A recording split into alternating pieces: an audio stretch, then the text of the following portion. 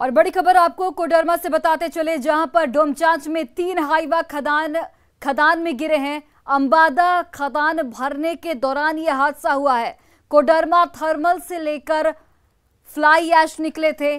एक Hyva driver को यहां पर गंभीर चोट आई है और तीनों गाड़ियों को निकालने की फिलहाल कोशिश लगातार जारी है। तो बड़ी खबर कोडरमा से, जहां पर एक हाईवा ड्राइवर को गंभीर चोट आई है। ये भी आपको जानकारी देते चले कि तीनों गाड़ियों को इस वक्त निकालने की कोशिश लगातार जारी है। डोमचांच में 3 हाईवा खदान में गिर गए हैं और अंबादा खदान भरने के दौरान यह हादसा हुआ है। और रामगढ़ की रजरप्पा थाना क्षेत्र स्थित एक बर्तन की दुकान में चोरी हो गई। चोरों ने दुकान का शटर काटकर करीब 7 लाख के बर्तनों की चोरी कर ली। चोरी की यह वारदात दुकान में लगे सीसीटीवी कैमरे में कैद हो गई है। यही नहीं, जाते जाते सीसीटीवी कैमरे को भी चोरों ने तोड़ दिया है। पीड़ित दुकानदार ने थाने में शिकायत दर्ज कराकर उचित कार्रवाई की यहां पर मांग की है।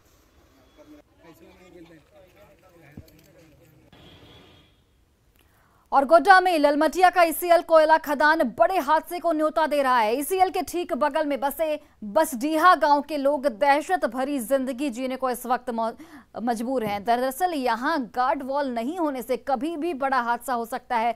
यहां खदान से महज 20 मीटर की दूरी पर सड़क है और 50 मीटर की दूरी पर बसडीहा गांव बसा हुआ है। गार्ड वॉल नहीं होने से इस क्षेत्र में कई दफा खदान में गिरने से लोगों की मौत भी हो चुकी है। बावजूद इसके लापरवाही थमने का यहां पर नाम नहीं ले रही है। डर है गार्डवाल नहीं होने से? गार्डवाल नहीं रहने का बच्चा भी गिर सकता है, गाड़ी भी गिर सकता है, कुछ भी हो सकता है। रात में तो अंधेरा में कोई भी उस पार चला जाए। हाँ, कितनी एक बार तो गिरा है। तो गार्डवाल एकदम कहीं नहीं है, यहाँ से लेके वहाँ तक नहीं है। कहीं नहीं है? नहीं। तो इसमें डर नहीं लगता कि गिर जाएगा कोई? ये डर तो हम लोग को पूरा डर है, जो मतलब रात में आएंगे किसी तरह इधर उधर हो जाएंगे तो हम लोग तो खदान में गिर जाएंगे ना। लेकिन फिर भी बोलते नहीं है ईसीएल को कि कर? कितना बार बोलते हैं लेकिन नहीं कुछ करता है, तो क्या बोलेंगे हम लोग। ऐसे ही चल रहा है, ऐसे ही चलता है। ललमटिया खदान कितना सुरक्षित है, आम जनजीवन का कितना ख्याल रखा जा रहा है, इसका जीता जागता प्रमाण आज हम आपको दिखाते हैं कि किस तरीके से लोगों की ज़िंदगी से ललमटिया ईसीएल खदान खिलवाड़ कर रहा है। इस वक्त हम ईसीएल के साइडिंग पर हैं और ये खदान है। आप देखिए कि कितनी गहराई है इस खदान की, और इस खदान में कहीं भी आपको साइड वाल देखने को नहीं मिलेगा, यानी गार्डवाल देखने को नहीं मिलेगा। और गार्डवाल नहीं देने की वजह से कई दफ़ा कई लोगों की जान भी यहाँ जा चुकी है। बावजूद इसके ईसीएल ने इसकी सूद नहीं ली और कहीं भी गाइडवाल आप देखिए कि इस क्षेत्र में नहीं बनवाया गया है। ये बसडीहा का गांव है बगल में और यहाँ से करीबन 50 मीटर की दूरी पर गांव है और 10 से 15 मीटर की दूरी पर आप देखिए कि ये सड़क है। बिल्कुल बगल में खदान, बिल्कुल बगल में सड़क और बच्चे यहाँ खेलते हैं। तो क्या बच्चे का जीवन यहाँ सुरक्षित है? क्या बच्चे इसमें गिर नहीं सकते हैं? ये भी एक बड़ा सवाल होता है, क्योंकि ग्रामीणों से जब हमने बात की है तो उन्होंने बताया है कि मजबूरन उन्हें अपने बच्चों को घर में इस वजह से ले जाना पड़ता है क्योंकि उन्हें डर सा लगता है कि कहीं उनका बच्चा खेलते हुए इस खदान के नीचे नहीं चले जाए और उसकी जान नहीं चली जाए। आप देखिए कि महिलाएं जो है वो भी आसपास यहाँ आती हैं और यहाँ सुरक्षा के दृष्टिकोण से बिल्कुल भी कोई भी व्यवस्था ईसीएल की ओर से नहीं की गई है कि आम जनजीवन का ख्याल कितना कम रखा गया है ईसीएल यहाँ लगने के बाद। ये आपको हम दिखा रहे हैं कि जब ग्रामीणों ने आरोप लगाया है कि साइड वॉल गार्ड वॉल कहीं कहीं जरूर थे लेकिन वो भी धंस गया, तो वो बिल्कुल ही खत्म हो गया। जब वो खत्म हो गया तो अब बिल्कुल ईसीएल खदान अंदर से खुदाई चल रही है, ऊपर बस्ती बसा हुआ है और उस बस्ती के लोगों को हमेशा से डर का माहौल होता है कि कहीं इस तरीके से बड़ी दुर्घटना यहाँ पर ना हो जाए। कई दफ़ा इस क्षेत्र में देखा जाता है कि जो महिलाएं हैं शौच के लिए जब निकलती हैं तो रात के अंधेरे में इस खदान के सीधे नीचे चले जाती है और उस वक्त भी ईसीएल कोई सूद नहीं लेता है। कई मौत के बाद भी आखिर इस मौत की जिम्मेदारी कौन लेगा, ये भी एक बड़ा सवाल होता है। गौरव झा, न्यूज़ 18, गोड्डा। और खबर रामगढ़ से है, जहां बुरकुंडा के सुंदर नगर मोहल्ले में लोन दिलवाने के नाम पर 80 लाख रुपए से ज्यादा की ठगी का मामला सामने आया है। फर्जीवाड़े की शिकार 3 दर्जन से ज्यादा महिलाएं बनी हैं। ठगी की मास्टरमाइंड प्रमिला देवी अपने पति के साथ इस वक्त फरार हैं। ठगी की शिकार महिलाओं ने बताया कि प्रमिला देवी लोन दिलवाने के नाम पर महिला समूह बनाती थी और फिर PAN card, Aadhaar card, voter ID card, bank passbook अपने पास रख लेती थी। बैंक से लोन की प्रक्रिया पूरी होने के बाद महिलाओं के खाते में आया पैसा वो ले लेती थी और इसके एवज में उनका जीवन बीमा, स्वास्थ्य बीमा करवाने और लोन की रकम चुकाने का झांसा दिया जाता था। पुलिस फिलहाल इस पूरे मामले की जांच में जुट गई है।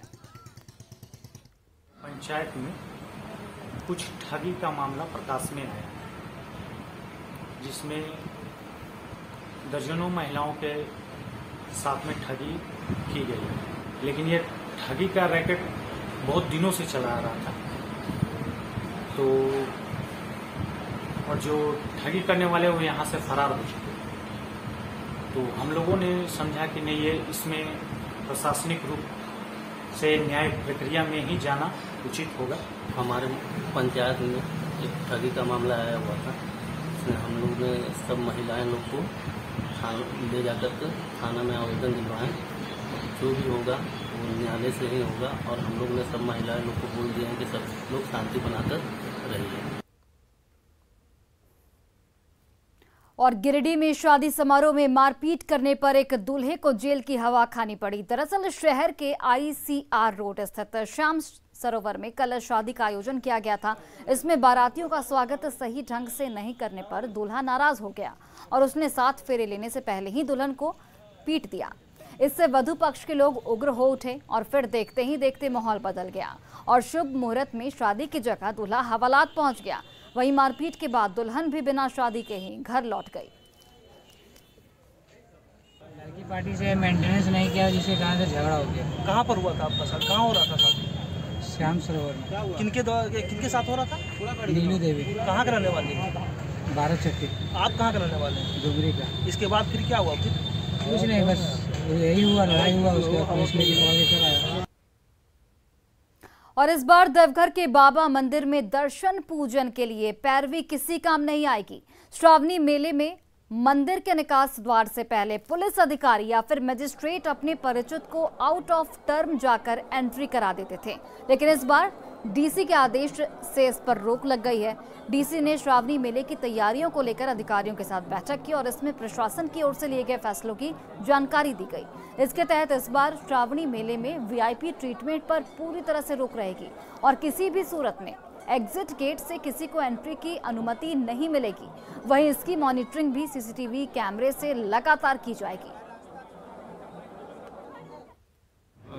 जो श्रद्धालु आएंगे उनके साथ कैसे हम लोग व्यवहार करना है और भीड़ भाड़ या कोई समस्या उत्पन्न नहीं हो, उसके लिए इनको क्या क्या चीज़ों को ध्यान में रखना है और मंदिर प्रांगण में क्या क्या ध्यान में रखना है। खासकर निकासी द्वार से किसी तरह का कोई एंट्री नहीं हो और कभी कभी इनके कोई परिजन हो या जान पहचान के लोग कोशिश करते हैं कि आने के लिए, तो ऐसी चीज़ नहीं हो। और VIP और जो आउट ऑफ टर्न अलाउड नहीं है, तो ये सारी चीज़ों को इनको बता। और प्रधानमंत्री नरेंद्र मोदी के 12 जुलाई को देवघर आने की संभावना है, जहां वे देवघर एयरपोर्ट के उद्घाटन के साथ एम्स के 200 बेड के अस्पताल के साथ कई योजनाओं का भी उद्घाटन और शिलान्यास करेंगे। पीएम मोदी के कार्यक्रम को लेकर बीजेपी कार्यकर्ताओं में जबरदस्त उत्साह देखा जा रहा है और पीएम मोदी को धन्यवाद देने के लिए रास्ते पर जगह जगह बड़े बड़े होर्डिंग और पोस्टर लगाए गए हैं, जिसमें एयरपोर्ट और एम्स के लिए उन्हें धन्यवाद दिया गया है। बीजेपी कार्यकर्ताओं का इस पर कहना है कि पीएम मोदी यहां आने के बाद सुखद एहसास लेकर जाएं और इसी के लिए सारी कवायद की जा रही है। आने के लिए हम लोग यहाँ से सुखद अनुभूति लेकर जाएं। एम्स और एयरपोर्ट के लिए हम लोग धन्यवाद देते हुए जहाँ जहाँ से मोदी जी गुजरेंगे वहाँ हम लोग अपना बैनर पोस्टर हर जगह मोदी जी को धन्यवाद करने का लगा रहे हैं।